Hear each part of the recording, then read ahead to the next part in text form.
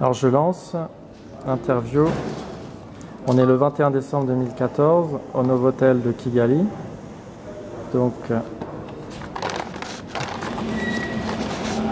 on est avec Marcel Harelimana. Voilà.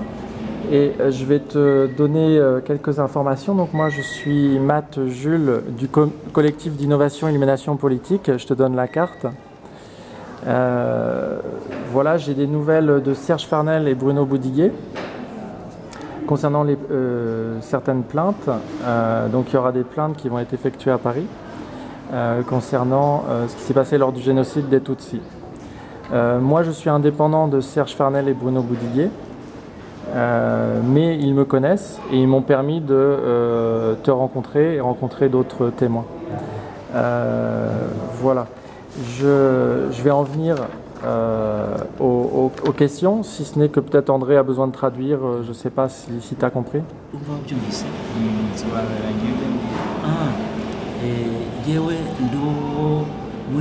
Collectif Illumination. Alors c'est quoi Illumination? En fait on a fait des projections sur des bâtiments, sur des sujets politiques. En fait, on a projeté des images sur des sujets politiques comme les biens Malaki notamment. Bagenda berekana amashusho ku bibazo bya politike ndetse no kujyanye na jenoside babyerekana cyangwa se ku bantu batunze ibintu bidaciye mu mategeko. Abangaba ajya akoresha n'ibiganiro cyangwa se akerekana amashusho ku bibazo bya politike mu isi ndetse akaberekana n'ibijyanye n'u Rwanda ko Abatutsi bishwe. Ibyo bikoraho akorana n'aba-artiste. Cette fois-ci je ne traduis pas, je donne l'information. Akorana n'aba-artiste nk'icumi noneho akazacuruza n'ibihangano byabo, amafaranga avuyemo akazajya afasha abantu bajya gutanga ubuhamya ku manza za génocide mu Bufaransa. Alors j'ai donné à Sylvain Niakaelo le livre de Bruno Boudiguet dédicacé pour qu'il transmette à Siméon Karamaga, mais ça peut être transmis à tous les abbats Cécéro. Voilà, que ce soit transmis à Siméon Karamaga, mais aussi à ses enfants et à toutes les personnes qu'il connaît et qui sont abbats Cécéro. Et j'ai transmis également le deuxième livre de Serge Farnel, comme je te disais tout à l'heure, à Sylvain également, donc ça peut être échangé. Voilà. Je démarre tout de suite l'interview. Marcel Harelimana, tu es fils du commandant de la résistance à Bicécéro, yes. Amina Dabou Birara. Je suis le fils d'un monsieur Birara. Je suis le fils. Peux-tu me parler de lui? Peux-tu me parler de ton père? Uri mwene Birara. Ndi mwene Birara. Amina Dabou Birara. Niwe wayoboraga abasesero mu ntambara kugira ngo tsembwa n'interahamwe. Mu rwego ni ibyo uvuze ni ukuri. Ce que je dis c'est la vérité. Et alors washobora kutubwira en français washobora kutubwira, peux-tu nous dire peux-tu nous parler de Birara? Tuganire kuri Birara ton père. Okay. Ni ibintu bikomeye cyane kugira ngo mvuge ku mubyeyi wanjye, kuko ibintu yakoze nawe yabikoze wavuga ko ari Imana yabimukoreshaga, ntabwo ibyo yakoze nawe bwari ubushobozi bwe, ahubwo ni nk'Imana yamukoreshaga. C'est hautement important ce que Birara a réalisé pendant cette résistance de Bacécéro. Ce n'est pas seulement lui qui travaillait, on dirait qu'il était mandaté par Dieu pour faire ce travail de résistance.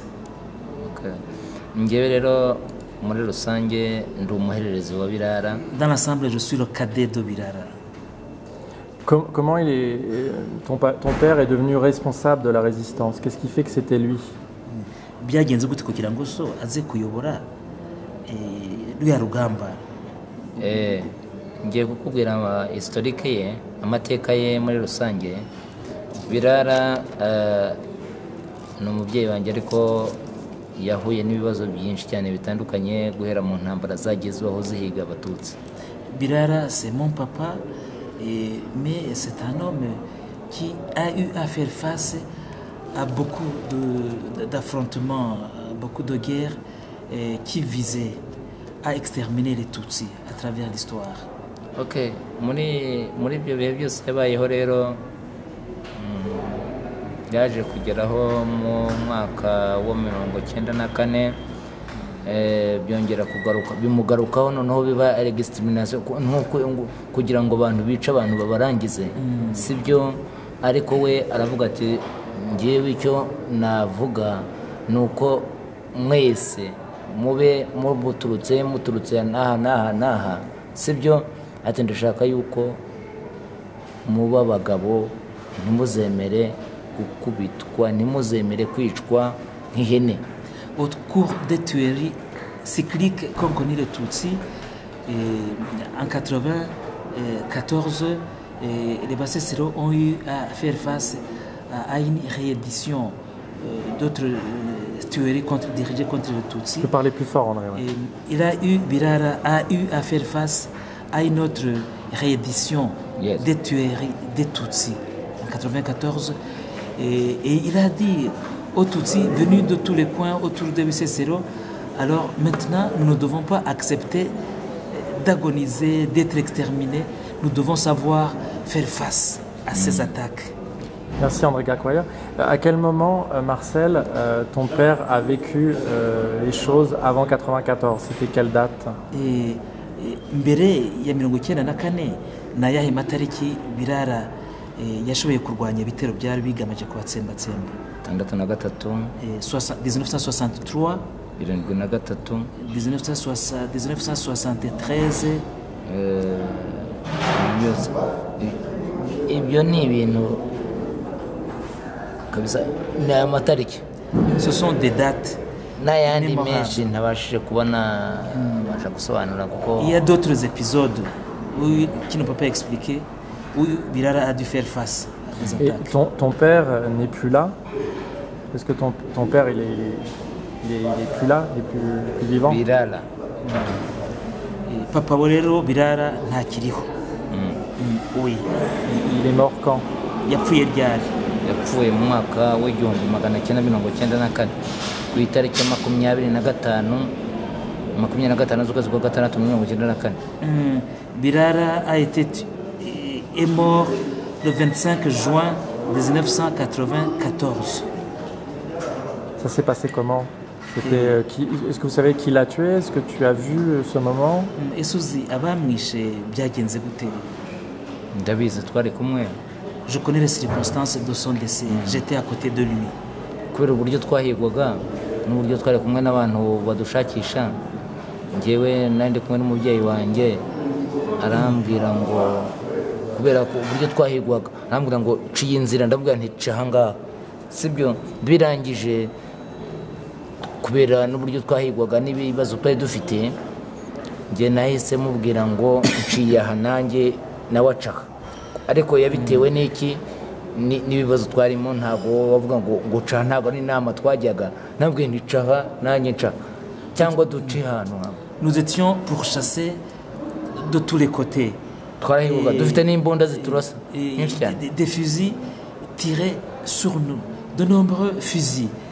Et je lui ai dit, passe de ce côté, moi je passe de ce côté-ci, ou bien nous pouvons aller ensemble. Et puis lui, il est passé d'un côté, et puis je suis passé d'un autre côté. Suivant des circonstances fortuites au gré des combats. Quels ont été les moments les plus importants durant le génocide des Tutsis? Quelles ont été les attaques les plus importantes? Ibitero bikomeye mwagiye muhura nabyo ni ibihe mu bwicanyi bw'Abatutsi? Ibitero twahuye nabyo bya mbere twahuye ni itariki ya 13 z'ukwezi kwa gatanu.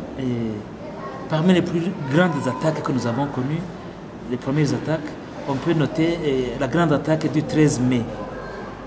13 mai 1994. Comment ton père a organisé la résistance? Comment il a organisé les choses à ce moment-là, pour le 13 mai 1994? Papa yayoboye intambara yo kwirinda ibyo bitero ate? Icyo gitero ate? Yabashije gufata abanyarwanda twari turi kumwe aho ngaho Abatutsi, abashyira hamwe, arababwira ngo ndabona iyi ntambara ntabwo ari intambara nk'izari zisanzwe, ahubwo ni intambara yo kurangiza icyo bita umututsi. Il a pu réunir tous les Tutsis qui étaient là et puis il leur a dit son avis. Et selon lequel la présente attaque visait à exterminer à la racine chaque Tutsi. Vous vous réunissiez à quel moment? Le matin, le midi, le soir? Si vous étiez combien? Mwateranaga mu gitondo nimugoroba byagendaga gute? Ni ukuvuga ngo twebwe ko twahigwaga abantu baduhiga bashaka kuturangiza, nta gihe guterana twateranaga igihe tuboneye umwanya, haba nimugoroba nta n'umugoroba nta n'uwo twagiraga. Ni ukuvuga ngo twebwe amanywa yacu yabaga ari ijoro. Nous n'avions pas de temps, à tout moment on pouvait se réunir, car pour nous, nous n'avions aucun répit. Chaque fois, c'était des attaques et parfois même... On tirait chaque fois sur nous, même la nuit. Donc nous n'avions pas de répit. Et quand vous vous réunissiez, vous étiez combien? 20, 50, 1000 personnes, 40 000 personnes? Iyo mwabaga muteranye mwabaga muri 50, 40 bangahe? Birara ubundi yafashe abantu bari batandukanye ahantu hatandukanye, yahuje abantu benshi cyane barenze nk'ibihumbi, byari birenze na 200. Birara a su réunir, rassembler beaucoup de gens venus de différents coins qui pouvaient me dépasser 200 000 personnes. Le matin du 13 mai 94, vous étiez à peu près combien de personnes à Bisesero supposées être face aux attaques mu gitondo cy'itariki 13 z'ukwezi kwa 5 94 mwanganaga gute ugereranije? Mu gitondo cy'iyo tariki twarabyutse tubona imodoka, amabisi yatwaraga abo bitaga interahamwe cyangwa se sinzi niba ari abakombozo kwa Emeride n'iki, baraje batugeraho twari dukambitse kuko inzu twari twarazivuyemo. Baraza bakigera aho twari dukambitse, baraturasa. Bamaze kuturasa, icyo twakoze nuko Birara yavuze ati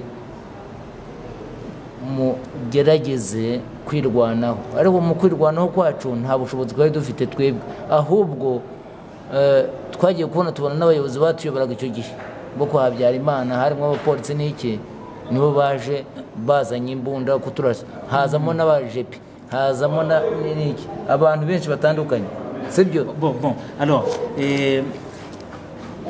le matin du 13 mai, à notre levée, nous avons constaté la présence de nombreux véhicules et de nombreux bus remplis de miliciens du MRND, du parti MRND. Nous ne logions plus dans nos maisons, nous les avions quittés pour loger dans des campements sur des collines. Et c'est à partir de là que nous avons commencé à essuyer des tirs dirigés contre nous. Alors Birara nous a dit, écoutez, essayez de résister. Mais nous disions comment résister alors que nous n'avions pas les capacités pour faire face à des interahamwe, à des gardes présidentiels, à des policiers, ainsi de suite, à beaucoup de gens. Mais eux, là, les résistants, ils étaient combien? Et mwebwe abarésistants, mwebwe abarwanaga n'ibitero, abarésistants mwari nk'abangahe?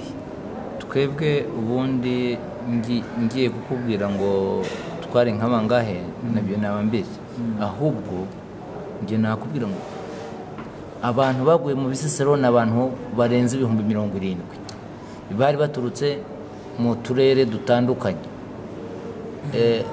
Hari abavuye no mu zindi ntara bakaza hariya kubera yuko bumvaga yuko hari ahantu abantu bagira ubutwari, sibyo? Kukubwira rero umubare w'abantu bahaguye ngewe ubwanjye nk'uko twanganaga twari turenze, ntabwo umubare sinawumenya ko haguye abantu benshi cyane. Il y a beaucoup de gens qui sont morts. Mais plus de 70. En tout cas, je peux vous dire que plus de 70 000 personnes nibo bahaguye ont été tuées dans ces attaques. Et ces personnes venaient de diverses régions, même de diverses provinces, parce que ceux qui fouillaient vers nous, c'était des gens qui nous considéraient comme un peuple courageux et qui était à mesure de faire face à différentes attaques.